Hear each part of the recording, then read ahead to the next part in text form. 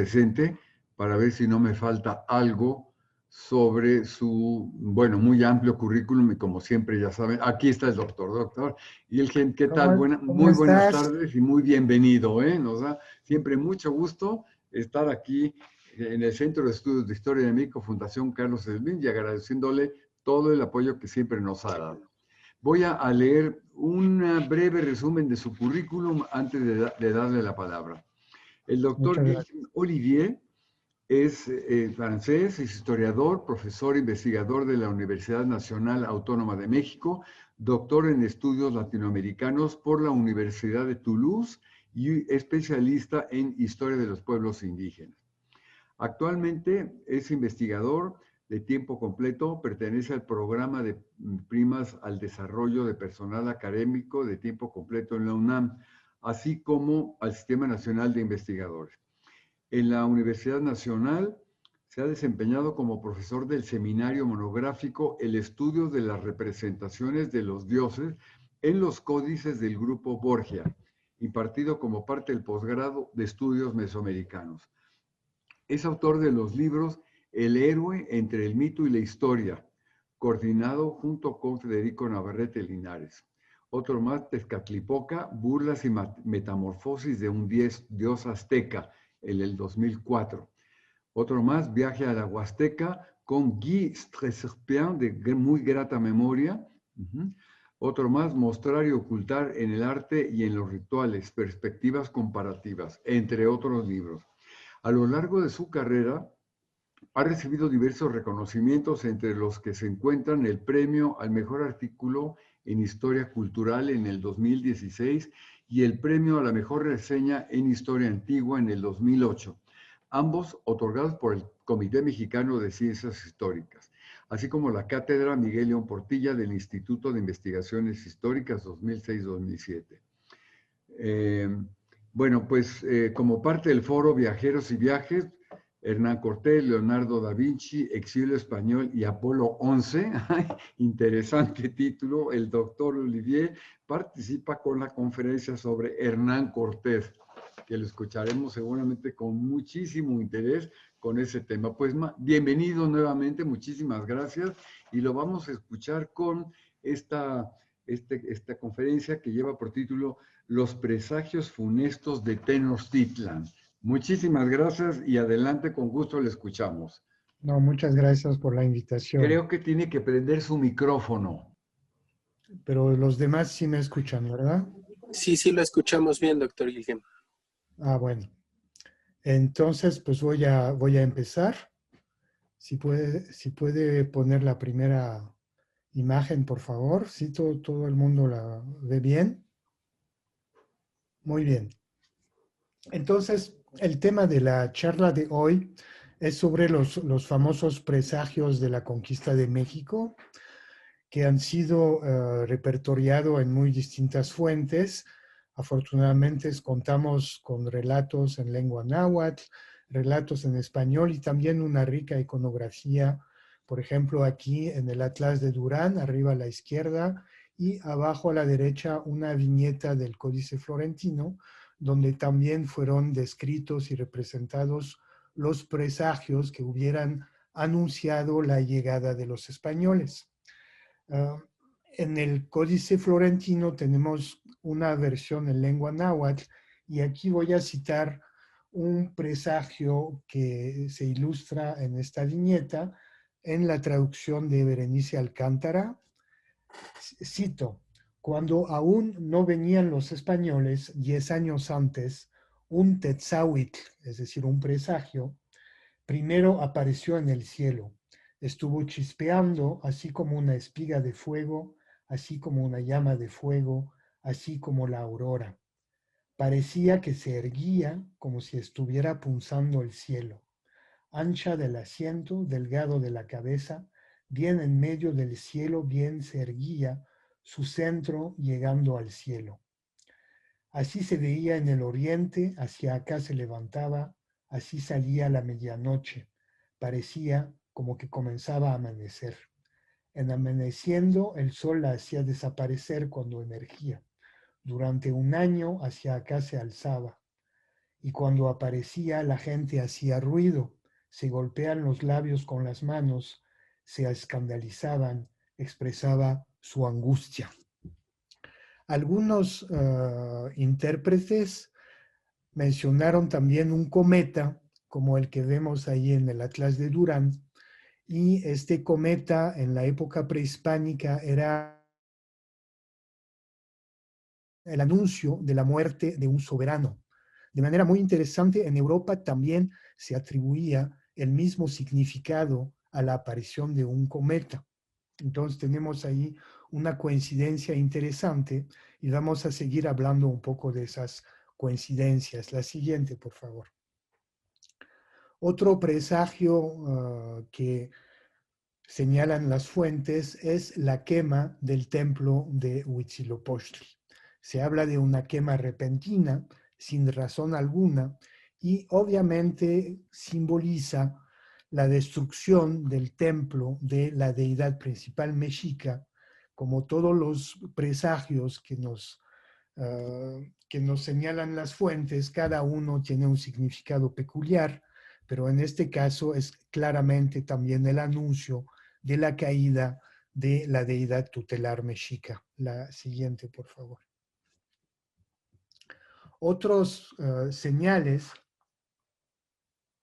fueron la aparición de seres monstruosos, entre comillas, como hombres con dos cabezas que llevaban ante el Tlatoani, el rey Moctezuma II, y inmediatamente desaparecían.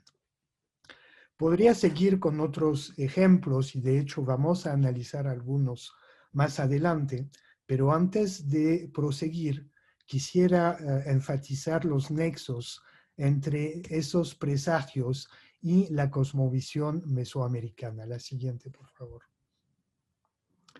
En efecto, esos presagios se inscriben en una temporalidad muy específica que corresponde a varios tipos de calendarios que fueron utilizados en la época prehispánica.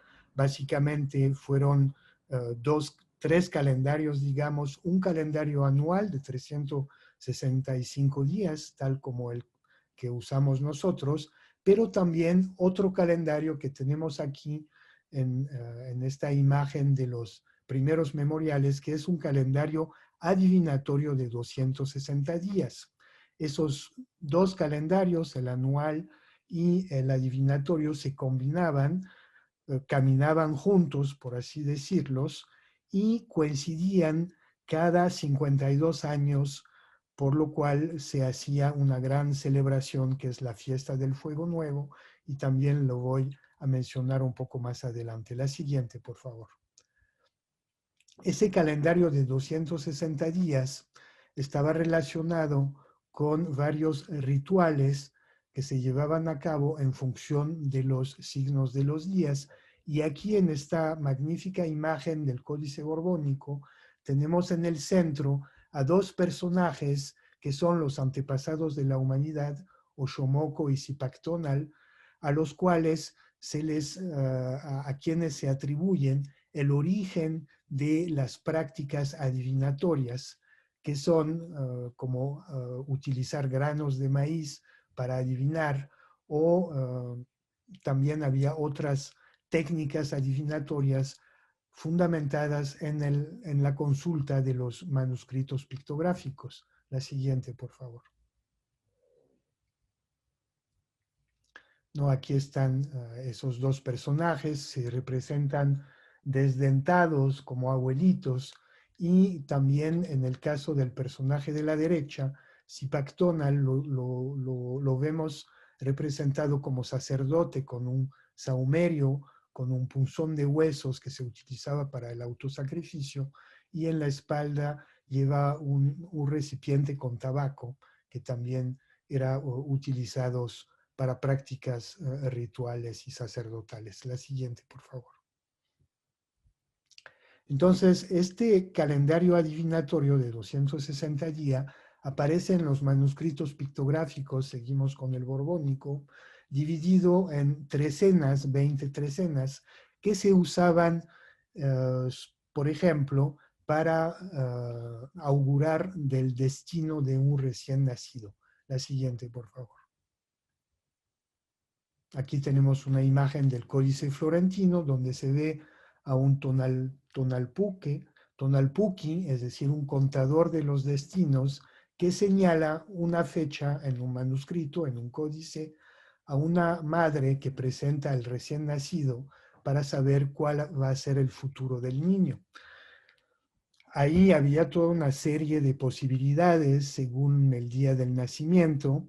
Algunos eran días fastos, digamos, con posibilidades de transformarse en un gobernante, en un guerrero o en un guerrero valiente, en un mercader próspero, y otros que no eran tan afortunados, pero no se preocupen, había maneras de acomodar el destino cambiando, por ejemplo, la fecha del bautizo, y así el niño no tenía un destino tan funesto, digamos, ¿no? Y eso es importante, lo vamos a ver más adelante, ¿no? Esa idea que se puede manipular el destino, que no hay este fatalismo que a veces se les atribuye a los antiguos mexicanos.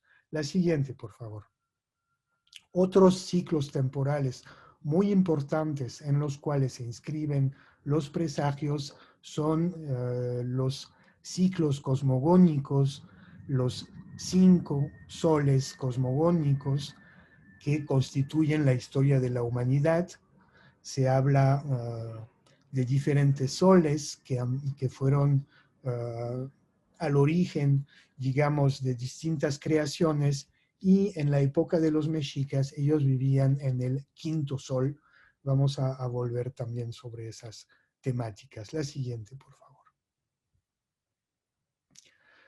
Esos soles tenían distintas deidades que eran como patrocinadas de las eras cósmicas, y los dos principales que alternan en este sistema es Quetzalcóatl, que vemos aquí a la izquierda, y Tezcatlipoca a la derecha. Son como los dos hermanos enemigos de la mitología, ¿no? Que van alternando como dueño de las eras, como sol de las eras cósmicas, y en esta alternancia se va a dar este famoso fenómeno de la identificación de Cortés con Quetzalcóatl. También es un tema que tenemos que analizar a continuación. La siguiente, por favor. Ahora, estos presagios no son propios del Nuevo Mundo, ¿no? En la época antigua hay una cantidad extraordinaria de presagios. Por ejemplo, cuando fue asesinado Julio César, ¿no? Antes de que sucediera este asesinato, hubo también cometas en el cielo, hubo acontecimientos extraordinarios que los cronistas romanos describen en sus historias, ¿no? Esos documentos, por ejemplo, pienso también en la destrucción del templo de Jerusalén, ¿no? Ahí también, antes de esta destrucción por los romanos, hay varios acontecimientos que narran la aparición de guerreros que se pelean en el cielo, la aparición de seres monstruosos, un cometa, un incendio inexplicables. Es decir, son motivos recurrentes en las historias tanto del Nuevo Mundo como del Antiguo Mundo, y de ahí que algunos autores han considerado que los presagios, por ejemplo, que tenemos en la obra de Sahagún, en realidad son nada más copias de motivos occidentales. Y en efecto, en la biblioteca del colegio de Tlatelolco, ¿no? Este famoso colegio de Santa Cruz, donde Sahagún trabajó con sus estudiantes, en la biblioteca del colegio había varias de estas obras de la antigüedad grecorromana, donde se describen efectivamente presagios muy similares. Ahora bien, vamos a ver que estos presagios también se inscriben en una temporalidad mesoamericana y vehiculan ideas auténticamente prehispánicas. La siguiente, por favor.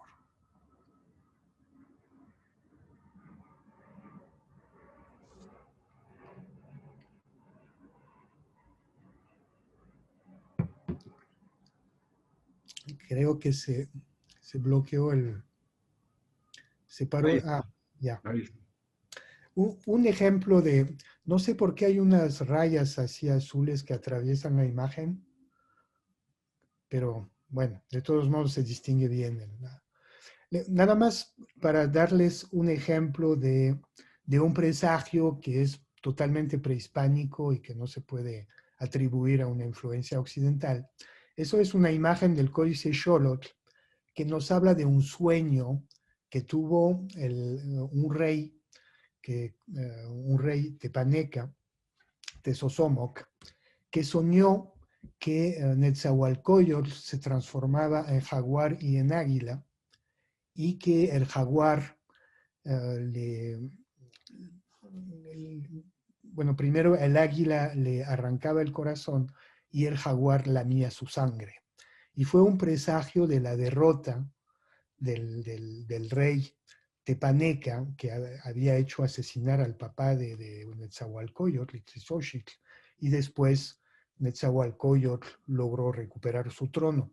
Entonces es un acontecimiento, ¿no? Un sueño, digamos, premonitorio que tiene ese soberano, que es algo que también encontramos motivos similares en Occidente, pero aquí en Mesoamérica también existía esa idea de los sueños premonitorios, y de hecho sabemos que había códices especiales dedicados a la interpretación de los sueños. Desafortunadamente no se conservan ninguno, y es de veras una desgracia, pero sí sabemos que era muy importante y que se consultaban esos códices especializados, ¿no? En caso de sueños así preocupantes, digamos. La siguiente, por favor. La oniromancia también es un sistema adivinatorio que encontramos desde Babilonia hasta los antiguos griegos, etcétera, y que también existía en Mesoamérica, ¿no? Entonces ahí está la imagen de este sueño. Pueden ver el cuerpo dormido del rey, ¿no? Con su glifo ahí, este corazón con el humo, el jaguar, el águila y un símbolo de la noche con una estrellita arriba, que significa que pues, el sueño ocurrió en la noche, ¿no? La siguiente, por favor. Ahora, si regresamos a los materiales mesoamericanos, encontramos en algunos códices menciones de presagios medio inesperados, y pienso en esta imagen del Códice Borbónico, donde tenemos un calendario anual de las distintas veintenas, son como los meses, entre comillas, y en estos meses se llevaban a cabo diversos rituales, y esta es una imagen del final del manuscrito que corresponde a la veintena de Izcalli, y donde aparece Cihuacóatl arriba a la izquierda, que podría ser la diosa o el famoso virrey mexica, que tenía ese nombre de la diosa de la tierra, y a la derecha tenemos una imagen del dios del fuego, pero se nos dice que se trata de Moctezuma vestido como el dios del fuego. Ahora, la glosa que aparece ahí dice lo siguiente: abajo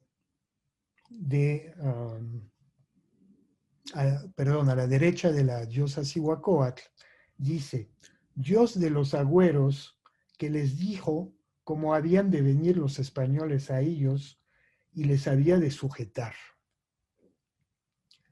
Y abajo de la imagen del dios del fuego, que corresponde a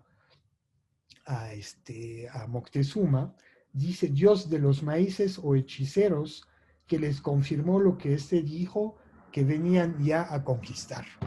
Entonces, unas glosas medio extrañas, pero hay precisamente la siguiente, por favor.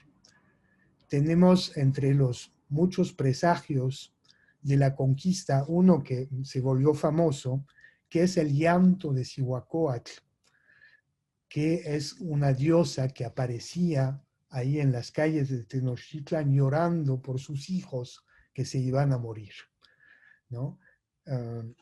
Entonces, esta representación de la última veintena del calendario anual relacionado con Cihuacóatl nos habla del final de un ciclo, ¿no?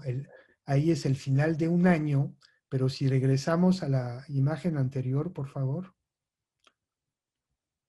ven que abajo a la derecha tenemos este cuadrito que representa el signo Omeacat, 2 caña, y arriba tenemos este palo con una flecha ahí clavada. Eso es el símbolo de la fiesta del fuego nuevo, que, como les expliqué, marca la coincidencia entre el calendario adivinatorio y el calendario anual, y cada 52 años se realizaba esta ceremonia del fuego nuevo. La siguiente, por favor. La siguiente. Y durante esa ceremonia se tenía mucho miedo que el mundo se podía acabar, ¿no? Y se decía que en caso de que no se lograra prender el fuego, las chichimimes, que eran unos seres nocturno, femenino, así podían bajar sobre la tierra y matar a todo el mundo, a toda la gente, que se podía acabar el mundo. Y precisamente en otro manuscrito que se llama el Códice Tudela, tenemos un presagio que nos dice que en el último fuego nuevo que se realizó en el Valle de México, no lograron prender el fuego, que lo intentaron 3 veces y no prendió. Entonces, todo eso son una serie de elementos que vinculan esos presagios con el fin de un ciclo, con el fin de un reino, el de Moctezuma, y con el fin de un gran ciclo cósmico. La siguiente, por favor. ¿No? Otra imagen del fuego que se prendía en el pecho de un sacrificado cada 52 años en el famoso Cerro de la Estrella, en Iztapalapa. La siguiente, por favor. Entonces regresemos un poco a este esquema de los soles, de los distintos soles. ¿No? Aquí son imágenes coloniales del Códice Vaticano A, que es de las pocas representaciones que tenemos de los distintos soles. Tenemos el sol de agua, el sol de viento, el sol de tierra, el sol de fuego. Al final de cada sol hay un cataclismo, el mundo está destruido y la gente se transforma en distintos animales o que podemos ver ahí representado en estas imágenes. Y entonces, como les explicaba, la siguiente, por favor, cada sol está relacionado con una deidad en especial y en particular Tezcatlipoca y Quetzalcóatl alternan como soles. La siguiente, por favor. Para entender esta lógica de las eras cósmicas y de cómo los dioses alternan, es muy interesante analizar las descripciones, los relatos del final de Tolan, la prestigiosa capital de los tolteca. Se dice que el rey de Tolan era Quetzalcóatl, que era un dios muy devoto, como un dios, un rey sacerdote, y que Tezcatlipoca llegó a Tolan para tentarlo, para provocar que cometiera distintas transgresiones, y después tuvo que huir de la capital tolteca. En uno de los episodios, aquí en el Códice Florentino, se explica cómo Tezcatlipoca apareció como un abuelito y le propuso a Quetzalcóatl probar el pulque, tanto que lo probó, que se tomó 5 copas, finalmente se acostó con su hermana y después de esta transgresión tuvo que dejar la ciudad de Tolan, y ahí en la viñeta vemos el triste resultado de la ebriedad de Quetzalcóatl. En fin, hay toda una serie ahí de episodios que son sumamente interesantes porque también esa catástrofe del final de Tolan fue precedida por distintos presagios. La siguiente, por favor. De la misma manera que vimos este cometa o esta aparición de una llama de fuego en el reino de Moctezuma, los relatos que nos describen la caída de Tolan, en particular el Códice Florentino, nos describen de la misma manera la aparición de un cometa, poco antes de la caída de Tolan. La siguiente, por favor. Nos hablan de un cerro también que se prendió, de una espiga de fuego que apareció. Y tenemos también los toltecas descritos, y ahí lo podemos ver en esta imagen, que se golpean, que gritan y se golpean la boca, así como los indios en las películas de vaqueros, igualitos, ¿no? Pero eso se hacía durante los eclipses. Y de la misma manera los toltecas interpretan la aparición de un cometa, el eclipse de un sol, como el anuncio de la caída del reino de Quetzalcóatl, de Seacatl, Topilzin, Quetzalcóatl. De la misma forma que este cometa que describí al principio anunciaba el fin del reino de Moctezuma. La siguiente, por favor.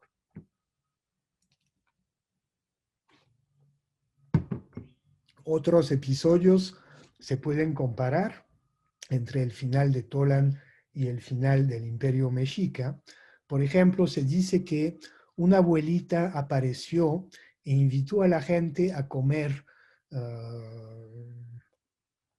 palomitas, pero al mismo tiempo les vendía unas banderas, y las banderas en el México prehispánico simbolizan el destino del sacrificado. Entonces los toltecas llegaban, compraban las banderas, y en este momento cayó una piedra de sacrificio ahí cerca de Chapultepec, y los toltecas se fueron como ebrios hacia la piedra de sacrificios y fueron sacrificados. Eso es uno de los presagios también del final de Tolan. La siguiente.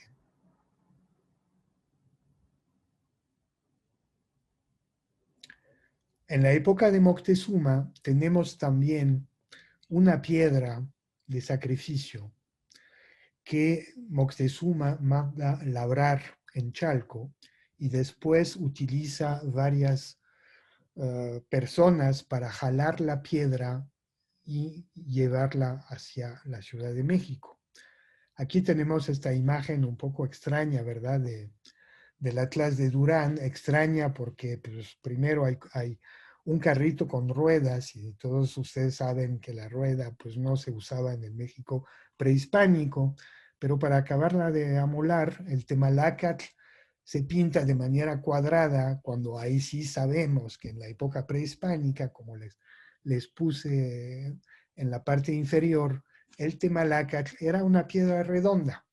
Pero en fin, salvo esto, el interés del relato es que esa piedra al principio no se quiere mover, por más que le hacen bailes, le cantan, lo jalan, multiplican los trabajadores para tratar de mover la piedra, no acepta desplazarse. Finalmente empieza a hablar la piedra diciendo que ella nunca va a llegar a la Ciudad de México, que el tiempo de Moctezuma se terminó, que él fue muy, muy orgulloso y que entonces no va a cumplir con su cometido. Finalmente se deja arrastrar, llega hacia un puente a la entrada de la Ciudad de México, el puente de Xoloco, y ahí el puente se rompe y la piedra se cae. Moctezuma manda unos buzos para ver dónde está la piedra, no la encuentran, y la piedra solita se regresó a Chalco. ¿Cuál es el significado de este presagio? Que lo describen Diego Durán y Alvarado Tezosomoc. La piedra representa el sol, como pueden ver en la imagen de la parte inferior. Es una piedra donde se llevaban a cabo los famosos sacrificios gladiatorios, donde había unas peleas ahí entre un cautivo y guerreros águilas y jaguares, y finalmente siempre perdía el pobre cautivo y lo sacrificaban encima de esta piedra. Entonces, por un lado, tiene un significado, digamos, religioso, que implica el final de los sacrificios humanos. Por otro lado, el sol que representa la piedra, va a acabar en un viaje subterráneo, va a regresar a Chalco. Y además el puente de Xoloco es precisamente el lugar donde se dio el primer encuentro entre Moctezuma y Cortés. Entonces hay toda una carga simbólica a través de este acontecimiento que tiene que ver tanto con el fin de los sacrificios, con la llegada de los españoles, también con la idea del sol que se termina. Acuérdense que el sol es también el símbolo de una era cósmica. Ahí es el quinto sol que se va a terminar con la llegada de los españoles. La siguiente, por favor.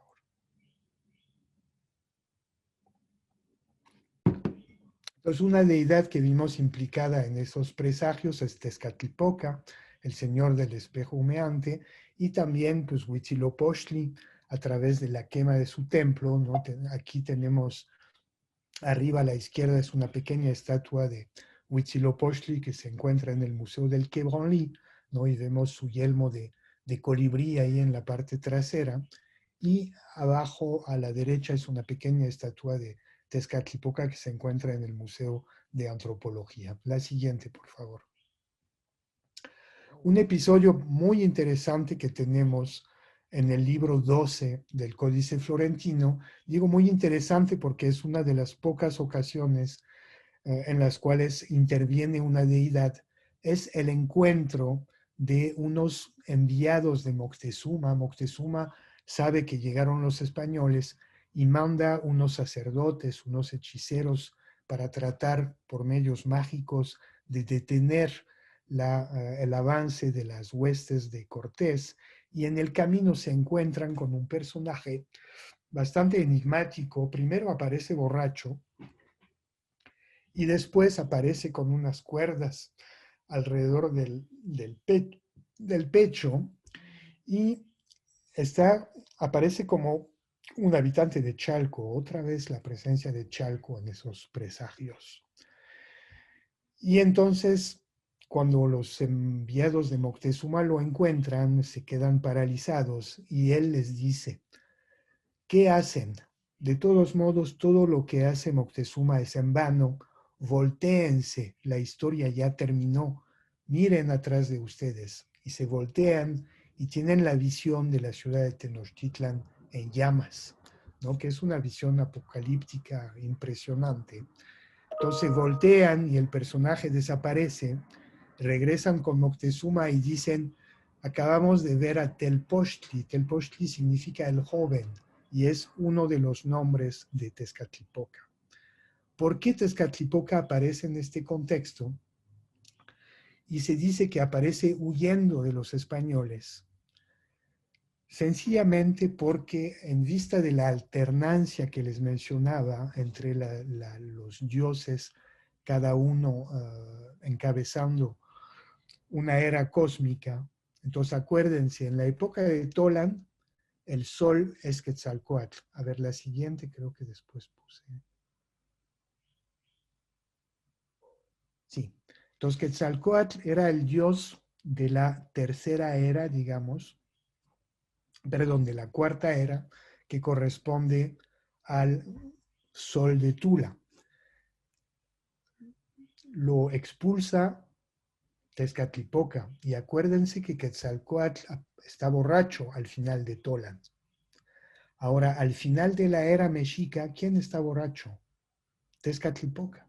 Aparece borracho frente a los emisarios de Moctezuma y huyendo de los españoles. Ahora los españoles fueron lógicamente identificados con los enviados de Quetzalcóatl que regresaba para recuperar su trono. Es la lógica de la alternancia, ¿no?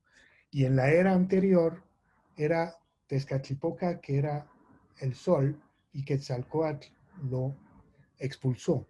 Entonces tenemos siempre esta alternancia de las eras que se manifiestan también en estos presagios que vemos, ¿no? La siguiente, por favor. Por ejemplo, otro presagio extraordinario fue el descubrimiento en la laguna de una grulla que tenía un espejo en la cabeza. Llegaron los pescadores frente a Moctezuma, que miró en el espejo y al principio no vio nada y poco a poco empezó a ver unas estrellas y después unos personajes montados sobre venados que cabalgaban. Y después el espejo se oscureció y no vio ya nada y el ave con todo y espejo desapareció.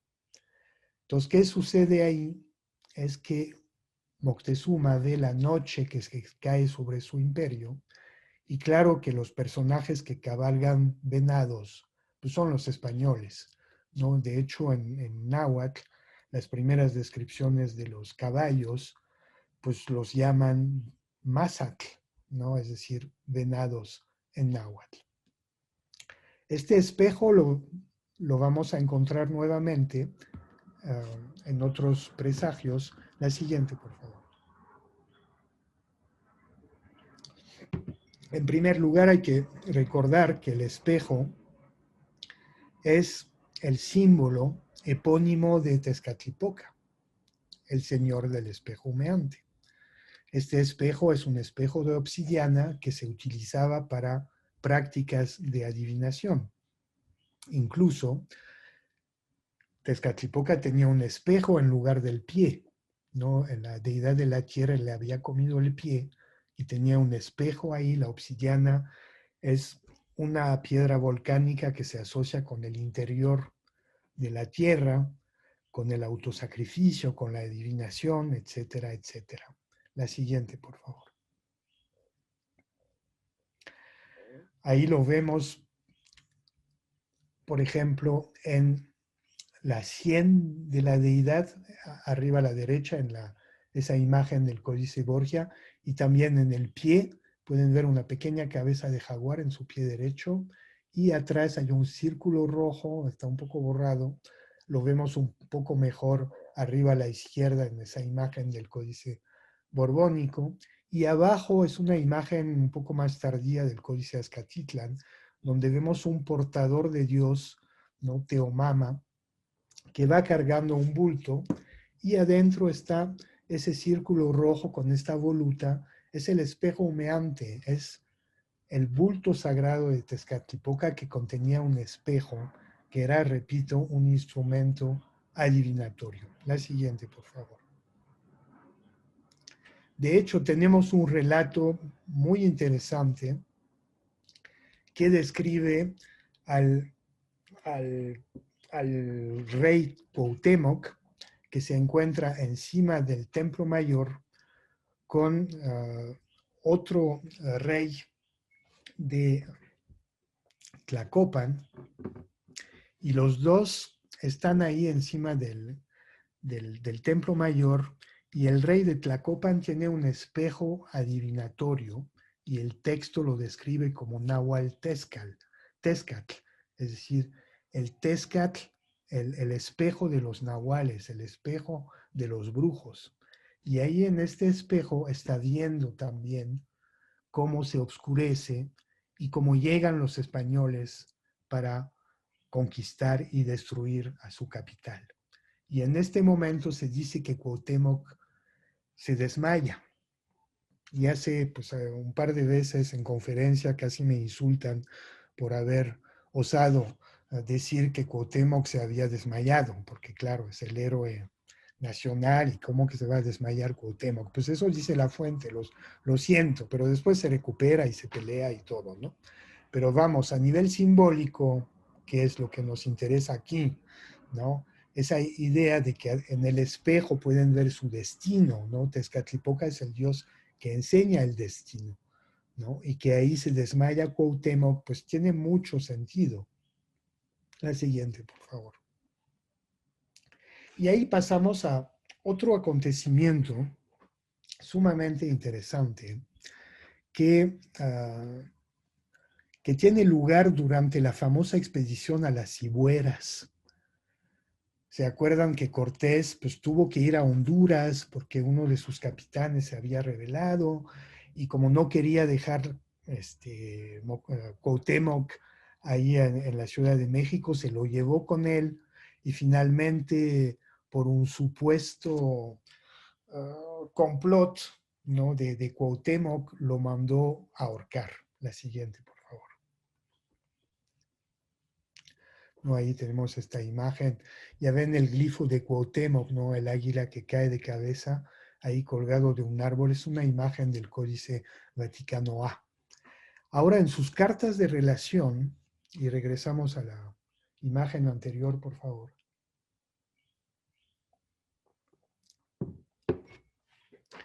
En sus cartas de relación, Cortés nos explica, si me puede poner la anterior, por favor. No, esta, mil gracias.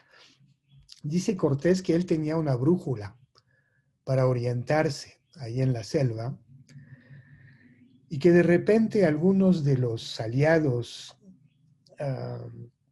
indígenas le dijeron a Cortés que ellos, eso lo cuenta el conquistador, le dice más o menos, me dijeron que me tenían buena voluntad y que para que lo comprobara, que me fijara en el espejo que yo traía. Y entonces después, cuando sabe de la, bueno, cuando alguien le denuncia y le dice que Cuauhtémoc se iba a rebelar, Cortés les hace creer que fue gracias a la brújula que él supo de esta traición. Y dice que así los indios no le podían mentir porque él tenía el espejo. Entonces ahí se hizo una asociación entre la brújula de Cortés y el espejo adivinatorio. Además, el espejo en la época prehispánica es un símbolo de poder. Cuando el rey Moctezuma, Cuauhtémoc, llegan al poder, reciben un espejo que es el símbolo de Tezcatlipoca. Tezcatlipoca es el dios de la realeza, es el que protege al rey. Y el rey obtiene su espejo y a partir de ahí puede ver el futuro, puede dominar a los hombres. Es un símbolo de poder. ¿Qué sucede con los aliados indígenas de Cortés? Pues lo ven con esa brújula y automáticamente lo interpretan como si fuera un espejo. Cortés, que desconoce el simbolismo del espejo, se aprovecha de la situación, porque era alguien sumamente inteligente, ¿no? Y dice, por supuesto, aquí en este espejo puedo ver todo, así que pórtense bien porque me voy a dar cuenta, ¿no? Entonces es un episodio muy interesante, ¿no?, de ver cuáles son las distintas concepciones de este objeto que puede ser un espejo y cómo se pueden aprovechar de él. En este caso, Cortés, por supuesto. La siguiente, por favor. Ahora bien, y con eso quisiera pasar a otro tema. Todos esos presagios, todas esas interpretaciones indígenas de las catástrofes por venir, primero hay que preguntarnos, y hay mucha literatura al respecto, ¿realmente pasaron o no? ¿O son reconstrucciones a posteriori para explicar los acontecimientos? Que es lo que se suele hacer también, les repito, con la historia europea, no es propia de Mesoamérica. Pero más allá de eso, hay esta idea de que esos presagios, la actitud de los españoles frente a los españoles, manifiestan un fatalismo, digamos, de los mesoamericanos que explica la derrota frente a los recién llegados, frente a los españoles, que son los representantes del racionalismo europeo, del Renacimiento, ¿no? Y que en la interpretación de los signos, los occidentales tuvieron la ventaja. Eso es, por ejemplo, la interpretación de Todorov, ¿no?, y de otros especialistas. Pues la verdad yo no creo nada de este tipo de interpretación y voy a explicar por qué. En primer lugar, el fanatismo, entre comillas, religiosos de los mexicas, pues era compartido por los españoles, ¿no? Los españoles creían no eran seres racionales del siglo XX. No hay que pensar en la Edad Media europea. Los españoles están convencidos que Santiago Matamoros aparece durante las batallas y los ayuda a vencer. Y hay varios relatos al respecto, ¿no? Los españoles son tan religiosos como los mesoamericanos y también tan supersticioso, entre comillas, porque es una palabra que no me gusta, ¿no? En realidad están insertos en una cosmovisión donde cualquier acontecimiento se puede explicar, no de una manera racional, sino en función de creencias religiosas, ¿no? La siguiente. Entonces voy a dar un ejemplo al respecto. Todos ustedes han escuchado de la famosa Noche Triste, ¿no? Que nuestro presidente quiere que lo llamemos Noche Alegre, pero eso, bueno, ahí les dejo su mejor opinión al respecto, como sea. Ustedes saben perfectamente lo que sucedió, los españoles están sitiados. Después de la matanza de Toxtla, la matanza del Templo Mayor, pues regresó Cortés. Alvarado había matado a muchos nobles ahí, etcétera. Bueno, la cosa es que están encerrados ya a punto de ser matados por todos los mexicas que los rodean y deciden salir en la noche. Y como ustedes saben, una mujer los ve. Son viñetas del Códice Florentino. Y se van y, bueno, más de la mitad de los españoles mueren, pero en fin, logran escapar, ¿no?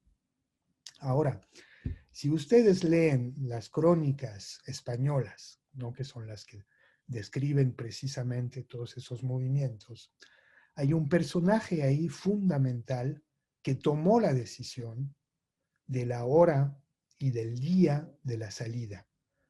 Ese señor se llama Blas Botello.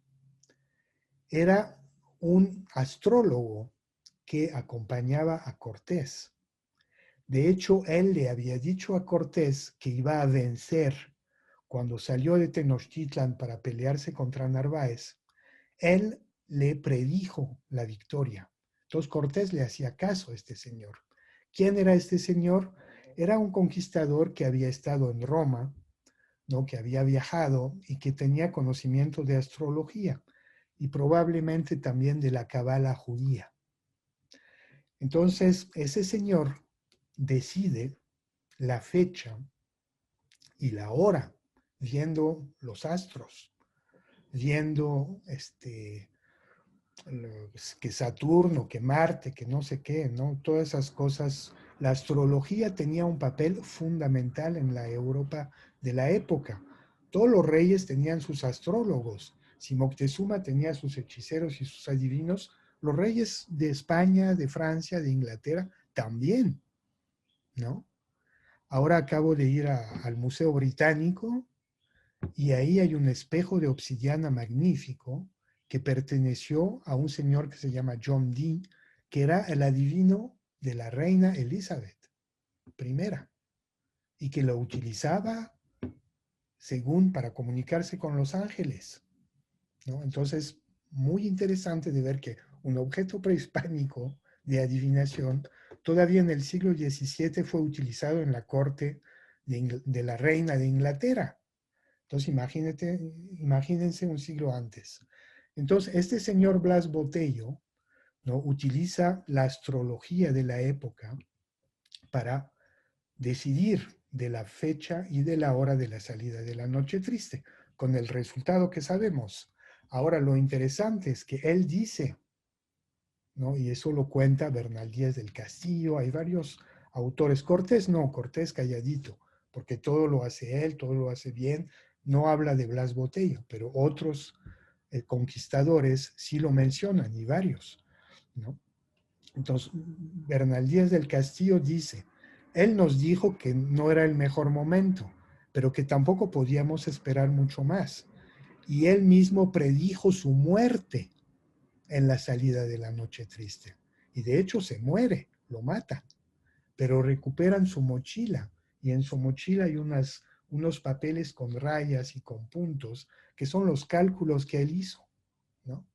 Entonces ahí vemos que la racionalidad de los españoles pues es muy relativa, ¿no? Estamos en un mundo, ¿no? Todavía no estamos en el siglo XIX con la ciencia y el cartesianismo, ¿no? Y eso tanto del lado de los españoles como del lado de los mesoamericanos. La siguiente, por favor.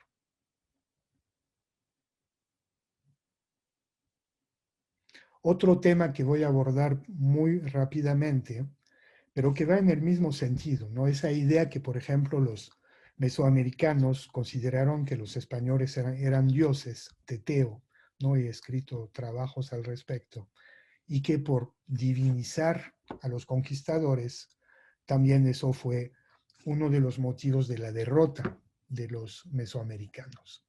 Entonces, en primer lugar, ahí hay que... La siguiente, por favor.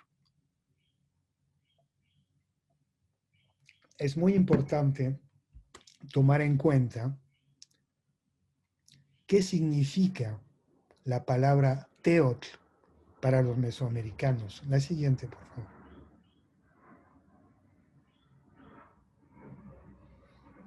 Y ahí también hay, creo que se congeló un poco ahí la imagen.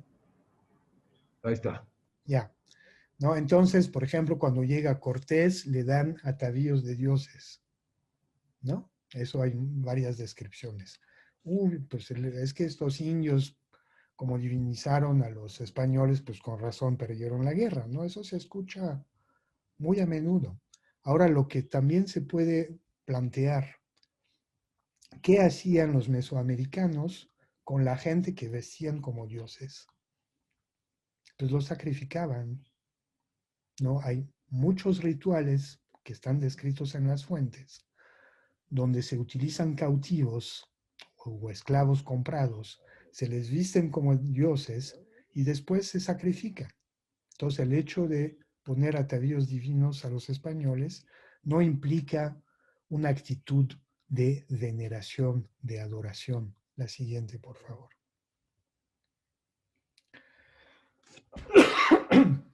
Entonces, Pedro de Alvarado, por ejemplo, fue llamado Tonatiuh, el dios del sol, ¿no? Por su apariencia física, por ser rubio. La siguiente, por favor.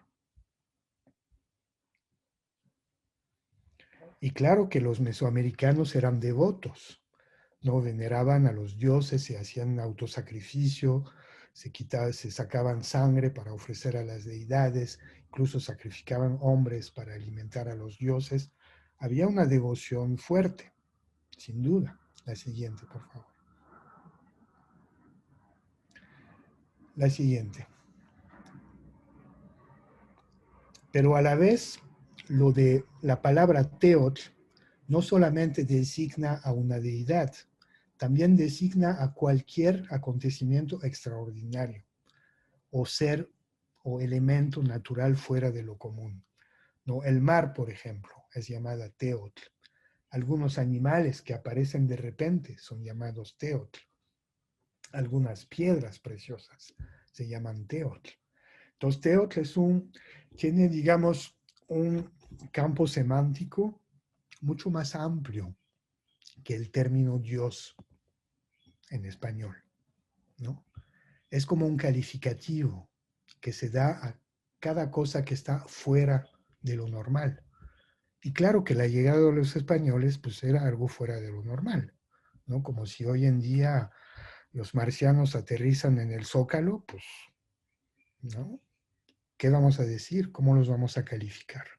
Pues en náhuatl había la palabra Tetzahuitl, ¿no? Que era prodigio, cosa extraordinaria, pero la palabra teotl también tenía todo este campo semántico mucho más amplio. Y aparte, las deidades, por supuesto que se respetaban, por supuesto que se les veneraban, pero también había una relación de intercambio con los dioses. Y eso es algo que no existe en el cristianismo. En el cristianismo es una relación vertical con la deidad. En el México prehispánico es una relación más horizontal. Los dioses son mortales. Los dioses necesitan de los alimentos de los hombres. Si no, los dioses se mueren.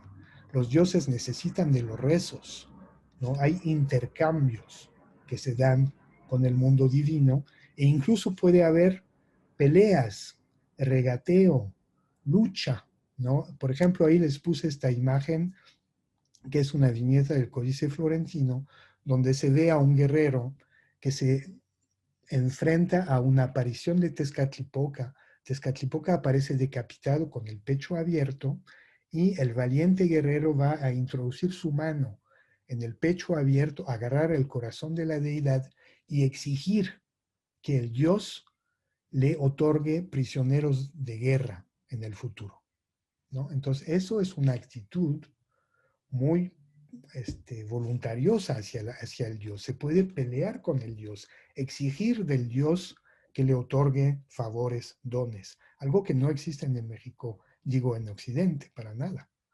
La siguiente, por favor. Incluso hay actitudes de insulto hasta las deidades. Cuando uno no está contento con el tecolote, ¿no? El búho que canta y que anuncia la muerte, que es el enviado de Mictlantecutli, la gente lo puede insultar, ¿no? Para revertir este, este destino que anuncia el tecolote. Entonces eso es una actitud muy distinta a la que tenían los cristianos hacia los santos o hasta su deidad suprema, digamos, ¿no? La siguiente. Entonces a los dioses, a los españoles teteo, primero se interrogan para saber quiénes son, qué quieren. Una de las maneras de conocer su identidad es ofrecerles comida, ¿no? Y de hecho les ofrecen también comida con sangre humana salpicada. Y les dicen, si ustedes son de los dioses que comen sangre y carne humana, pues ahí tenemos unos esclavos, pues los matamos y se los damos. Si son dioses que comen pan y tamales y todo eso, ahí están. Entonces hay una interrogante hacia quiénes son esos teteos, quiénes son esos dioses. Y para conocer la identidad de una persona, y come, ¿no? Eso siempre, ¿no? Yo cuando hace muchos años llegué a vivir en un pueblo cerca de Milpalta, en Santa Ana Tlacotenco, que llegaba de Francia y que casi ni hablaba español, la primera cosa que me preguntaban era, ¿y qué comen allá? ¿Cómo que no hay tortillas? ¿Y puro pan comes? Eso es muy importante, eso es la identidad de uno, ¿no? Y en Mesoamérica, como ustedes saben, la gente está hecha de maíz, ¿no? El maíz es la carne, tonácatl, ¿no? Nuestra carne es el maíz, ¿no? Entonces ahí hay todos esos textos apasionantes que dicen, ¿qué les dan de comer? También les dan carne a los caballos. ¿Qué comerán los caballos?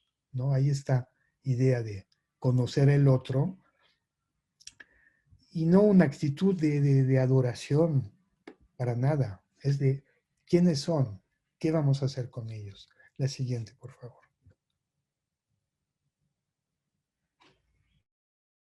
Yo también muy interesante, descrito en la relación de Michoacán. Cuando llegan los españoles, los tarascos, los purépechas, porque también les llaman dioses, ¿no? Es decir, no es algo propio a los nahuas, también les dicen dioses a los españoles. Tenemos textos mayas, ¿no? En los anales de los cachiqueres, también les dicen dioses a los españoles. Y si vamos más allá, también encontramos lo mismo en Perú, ¿no? O con los pueblos guaraníes, también les dicen dioses a los españoles.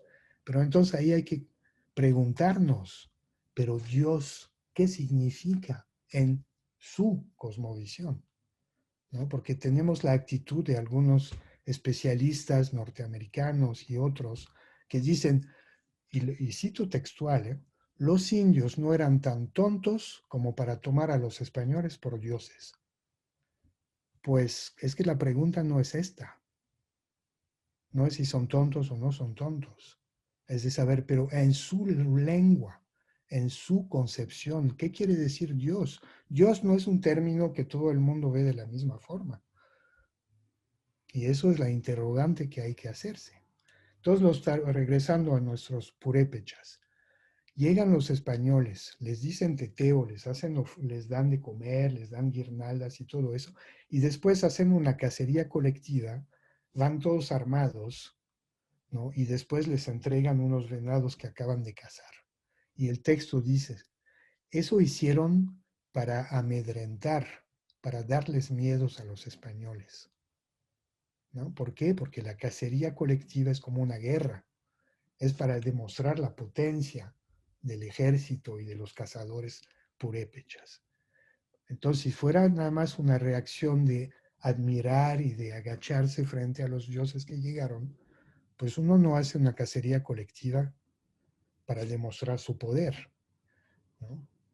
La famosa matanza de Toshkat que mencionábamos poco antes de la Noche Triste, yo creo que fue un intento de rebelión de los mexicas, que estaban en una posición de fuerza y que trataron de acabar con los españoles.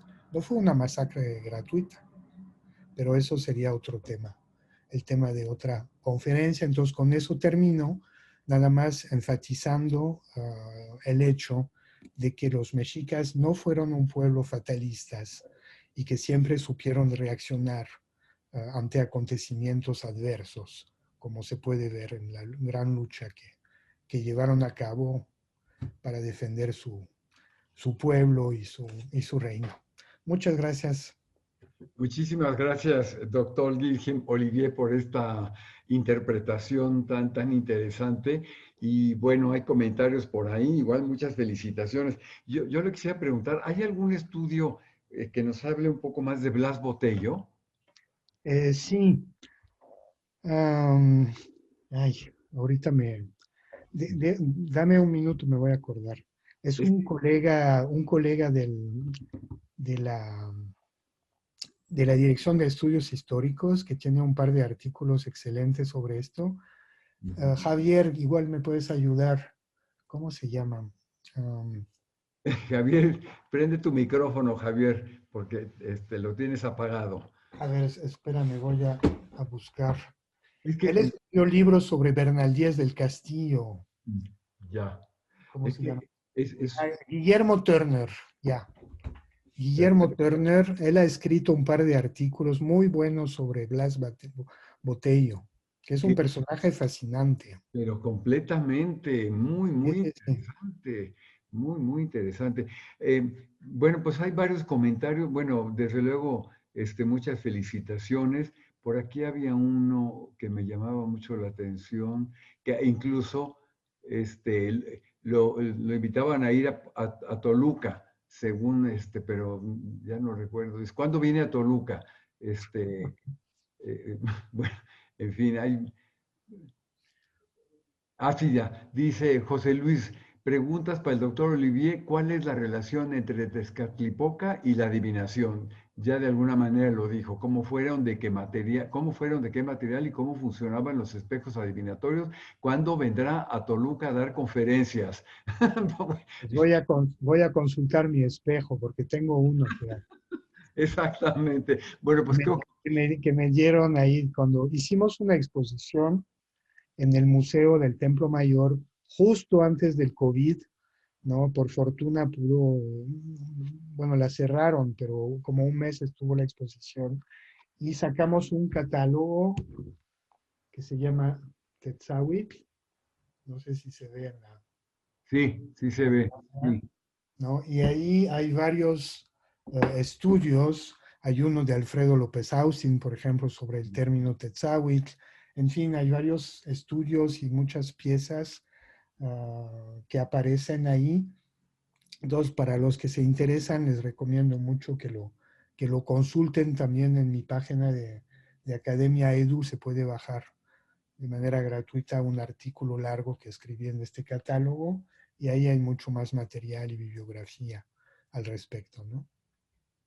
Víctor Esaú dice un favor, ¿qué lecturas podría recomendarme para seguir el tema del presagio? Pues justamente le comentaba ahí, aparece en este catálogo Tetzahuitl, Los presagios de la conquista de México, que publicó el INA. Ahí hay varios trabajos que le pueden interesar. También puede buscar uno de los últimos artículos de Alfredo López Austin, en estudios de cultura náhuatl. También si entran en internet, en el sitio de la revista, lo pueden descargar gratuitamente. Y ahí el doctor López Austin tiene un artículo sobre Tetzahuitl, que es la palabra náhuatl para presagio. Sí.